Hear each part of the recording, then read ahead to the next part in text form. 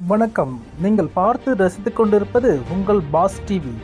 செய்தி வாசிப்பது உங்கள் பி. விஜயன். செய்திகள் தொடர்கிறது. தமிழக முன்னாள் முதலமைச்சர் கருணாநிதி நினைவு தினத்தை முன்னிட்டு புதுச்சேரி அரசு சார்பில் அவரது உருவப்படத்திற்கு முதலமைச்சர் ரங்கசாமி, சபாநாயகர் செல்வம் மற்றும் சட்டமன்ற உறுப்பினர்கள் மலர் தூவி மரியாதை செலுத்தினார்கள்.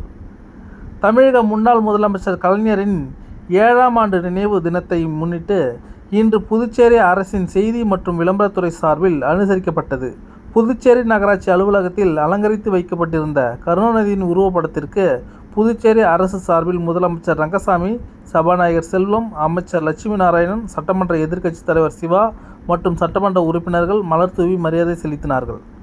முன்னதாக சட்டமன்ற எதிர்க்கட்சித் தலைவர் சிவா தலைமையில் திமுக சட்டமன்ற உறுப்பினர்கள் அனிபால் கென்னடி, செந்தில்குமார், சம்பத் உள்ளிட்ட 200க்கும் மேற்பட்ட திமுகவினர் வெங்கட சுப்பையா ரெட்டியார் சதுக்கத்தில் இருந்து ஊர்வலமாக வந்து அண்ணா சிலை அருகே அலங்கரித்து வைக்கப்பட்டிருந்த கருணாநிதியின் உருவப்படத்திற்கு மலர் தூவி மரியாதை செலுத்தினார்கள்.